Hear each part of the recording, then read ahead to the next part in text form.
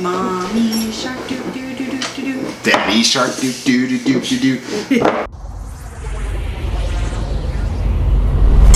Hey crew, Clam and Lena here with another video. Today we're going to be reviewing bankroll tea, but we're also going to be talking about some tea between the two of us. So sit back, relax, and get your favorite teacup out because today we're diving into tea. Today we're drinking bankroll tea margin call. It's herbs and matcha.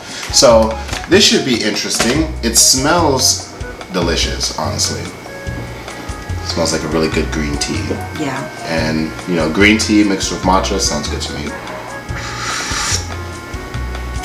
You know, I thought green tea was matcha. It is. In like a different form. It is. Oh, okay. Matcha like is. I thought it was. Matcha is basically green tea pulverized into a powder. But fun fact for you viewers out there, all tea is the same tea. So black tea, green tea, it's all the same tea, just harvested at different times. The more you know. It is? What about white tea? Same thing, yeah. Black tea is harvested later in life. Green tea is harvested in the middle of life. White tea is harvested at the beginning of life. Okay, so then the potency of caffeine just gets higher? Yes, so the later you harvest it, the more caffeine the tea gets into it. I see. And then herbal, you just throw that. Herbal is literally just like flowers and stuff. Yeah, it doesn't do anything. There's your tea fact for today. But we're gonna throw some honey in this green tea because how do you drink green tea without honey? You gotta measure that out, man. No, I live haphazardly. You can measure yours out if you want to, but I just throw some in. Call it a day. It's probably fine. That's the difference between us two. She's very precise and I'm haphazard. So, with that being said today, we've got some questions that we're gonna both answer and hopefully we can sort out our differences. Can men and women be friends? Now, generally, yes. Yes? Yeah. I agree. Yes. 100% men and women can be friends. And from my experience, one of my best friends is a female. And one of your best friends Is a male. is a male. We know this, they know that, and it's never, ever, ever been an issue. That's a lie. It's a lie. Yeah. Well, that's why it's with messy. Us, though? Huh? With us? Well, no, not with us. Just Okay, in the then. past. In So, the past. so I'm speaking just for our relationship. It's never been an issue. Yeah. But I mean, like, just in the past in general, but like, you know, that sort of thing would be messy, you know? Because somebody's got to catch feelings and somebody got to be rejected. I agree. Somebody got to be rejected. 9 times out of 10, somebody does end up catching feelings, and then somebody is being rejected. But I feel like it's how you navigate past that.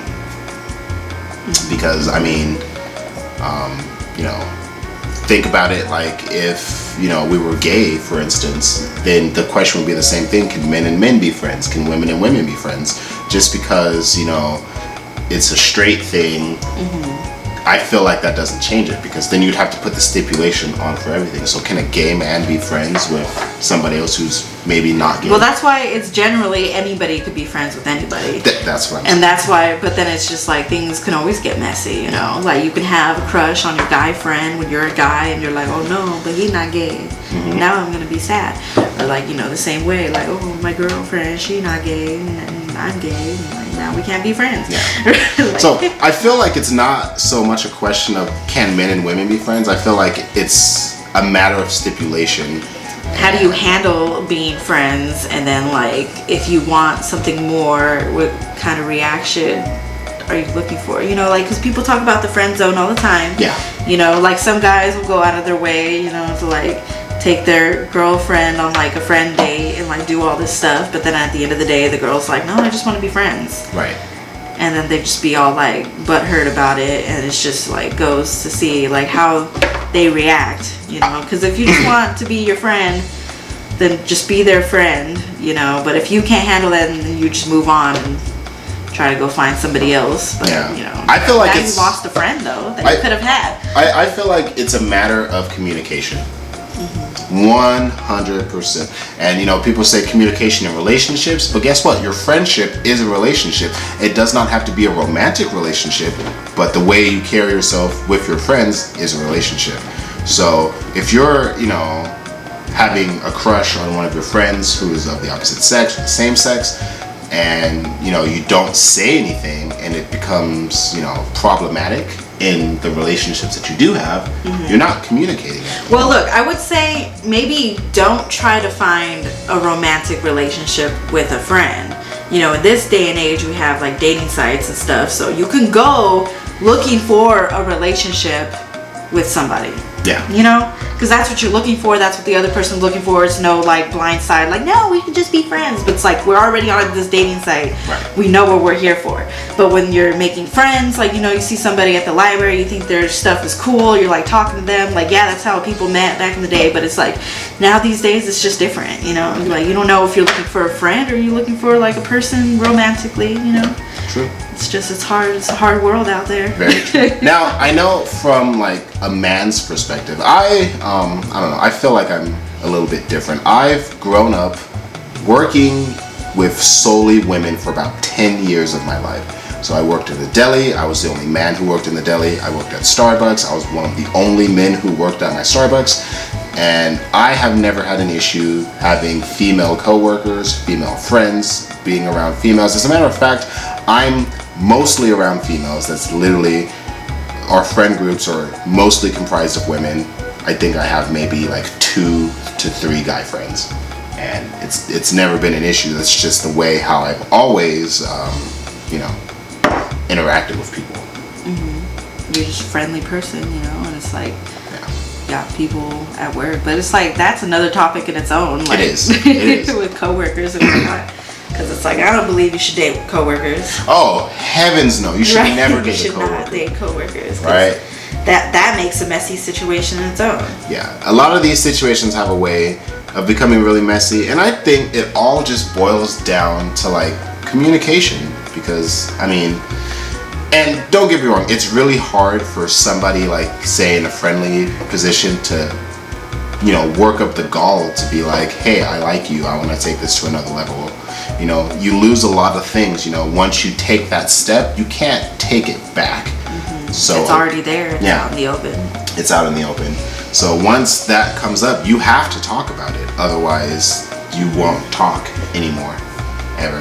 And then that friendship is dead. But I know guys out there who solely make contact with people for the act of wanting to like date them or something like that. A lot of people don't take the step of, oh, well, I'm just. Well, like there's probably some like guys and women who don't even want to be friends with the opposite sex too. Yeah. You know, so there's that. You know, it's just, you know, you pick your friends, whoever you want to be friends with. Like there might be guys who only want like talk to a girl just to be with. Yeah. You know, like they don't have any other like friends that's a girl. Yeah, I think it's very based on your personality and your openness that you have. Because there's a lot of relationships where like the guys don't have any friends that are girls, and like girls don't have any friends that are guys. Yeah. So it's like, that's interesting. So it would be like weird.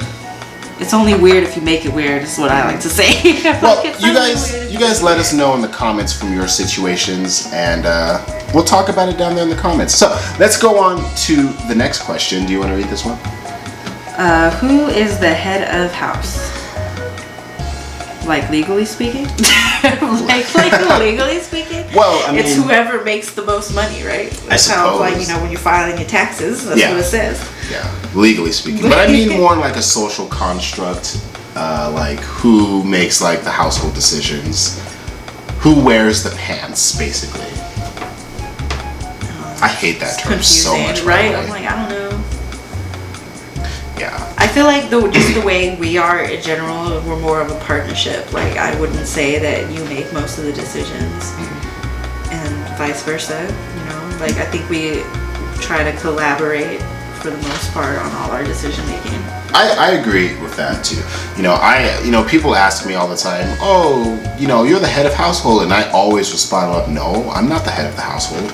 I don't wear the pants. We have like our together pants, and we both have a leg in each of the pants. You know what I mean?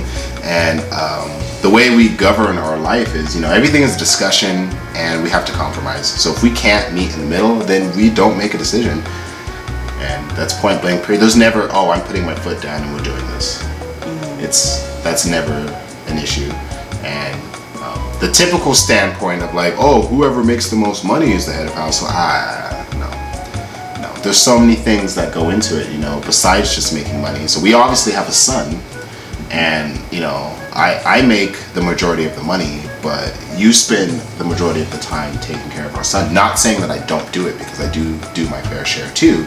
But I'm just acknowledging that you do the majority of raising our just son. by default for whoever's out of the house more. And I would feel like that is an equally important measure to just who makes the most money. Taking care of the home, that affects the household. So for one of us to be king of the castle, that's silly.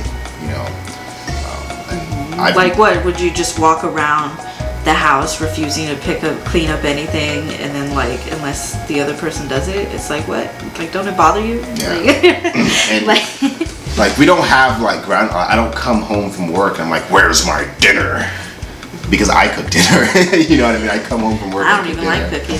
Yeah. So we find that we do things that we like to do. So I like to cook. I want to cook. I want to come home and I want to cook. So that's what I do. And it works out for us. And there's other things that she does around the house that I may not like to do, and she loves to do. It's all about finding that balance, I think. And the term head of household, I feel like that's going to die in the next 5 to 10 years. Right. Do you believe in soulmates? Do I believe in soulmates? Are you my soulmate? No. But that's because there's so, like, I think about it logically. Okay, there's too many people in the world for you to just be tethered to one person to be your soulmate. True. I believe that, you as a person is so individual and different, and so is everybody else.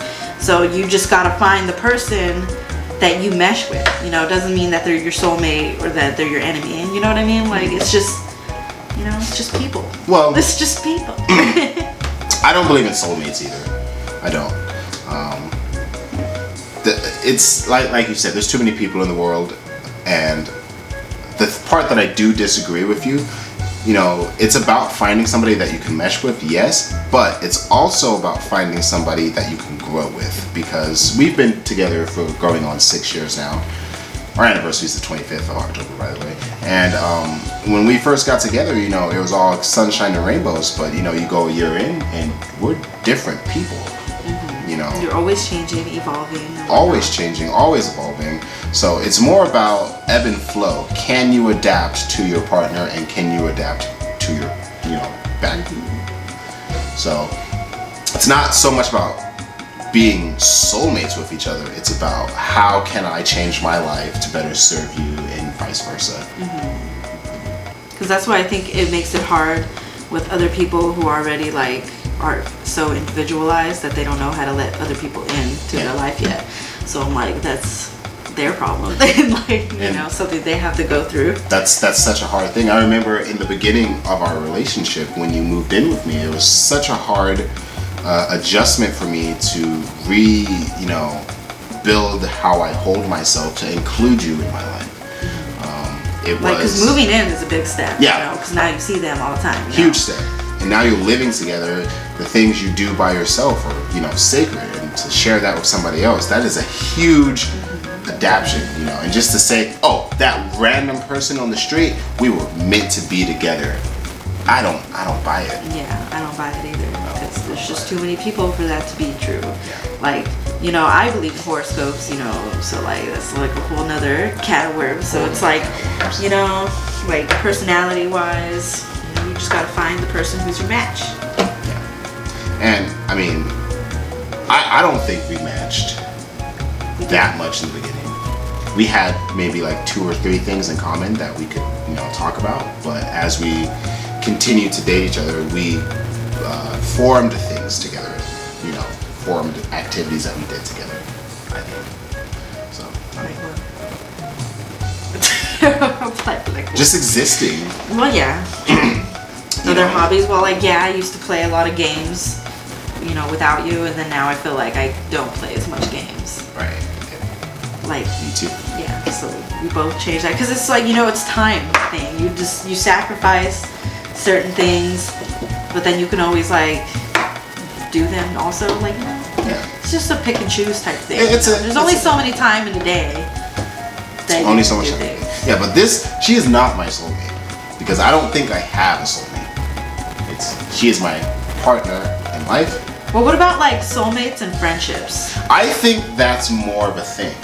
Like more of a thing, like the right? friends that you make, like people who are out there, and then you make friends with them. Like they're supposed to be in your life. Like they're there to like help you build this like character. Because it's like that reincarnation thing where they be talking about like all the friends you've had before. Oh. It'd be crazy. That's interesting. And I believe there's people out there who are supposed to be in your life that you will meet, and they're supposed to come and shape you in a certain way.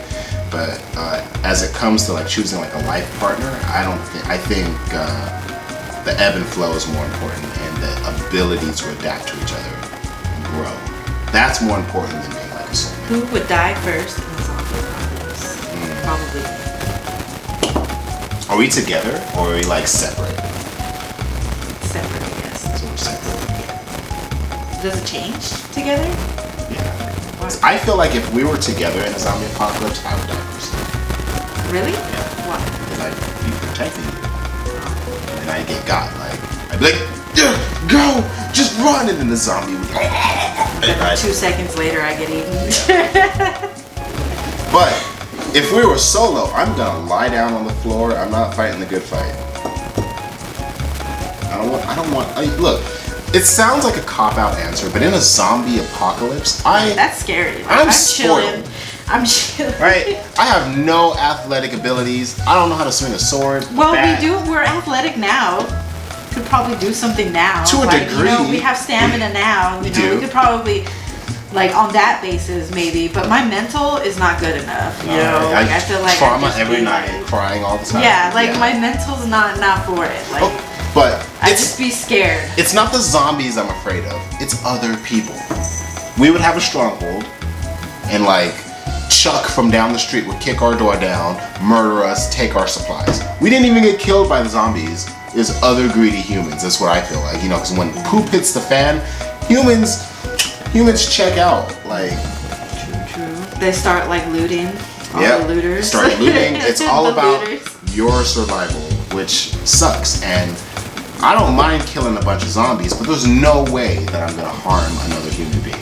Do everything in my power to help somebody out, but I feel like I get taken advantage of. Then you get taken advantage of. Yeah. That's what happened in all the movies. In all the movies, because it's true. Humans are gross creatures, unfortunately. And then let's hear this last question here. What do you think about when you lie awake at night? Sorry. I wasn't sure who was reading it. This cat here. Let's go with you. What do you think about when you lie awake at night? I think about my regrets for the day. Or like embarrassing things that happened during the day, and I'd be like, why did I say that? Why did I do it like that? Like, you know what I mean? Like, I think about the cringe of the day. That's when you lay awake thinking about it and contemplating it. Yeah, daily cringe is what I think about.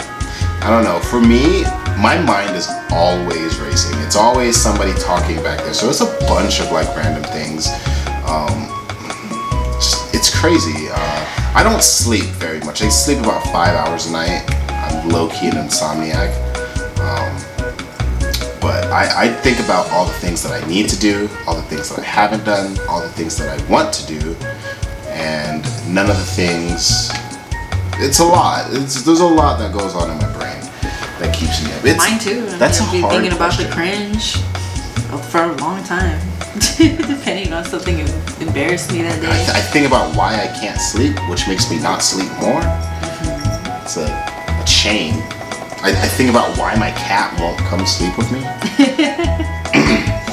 Right. I think about what I'm gonna make for dinner. That is a question. What you're gonna make for dinner? That keeps me up more often than you can ever know. Jesus, I gotta figure out something to cook for dinner. Oh my God. Or sometimes I just be too excited for the next day, depending on what was happening. True. Then that makes me not sleep. I don't know. I try to like not be excited about things. Like we're going to Disneyland for our anniversary, and she keeps asking me if I'm excited. I keep saying no because I don't want to. He's never excited for nothing until it's time. Well, there was that clause like you can overhype something and then it becomes ruined when you actually do the thing. So I always try to play everything off like I'm not excited, but the day of I'm gonna be giddy. It always happens. You're gonna be like that commercial where you can't sleep. Exactly. Exactly like that. Well, this has been Tea with Clam and Lena, sponsored by Bankroll Coffee. Not sponsored, but if you do want to pick up some Bankroll Coffee, that. He don't want to sponsor us. Nobody wants to sponsor us. It's okay. Nobody wants to sponsor us. Thank you guys for watching. I wouldn't sponsor us either. Leave a comment down below about what keeps you up at night, and we'll see you guys in the next video.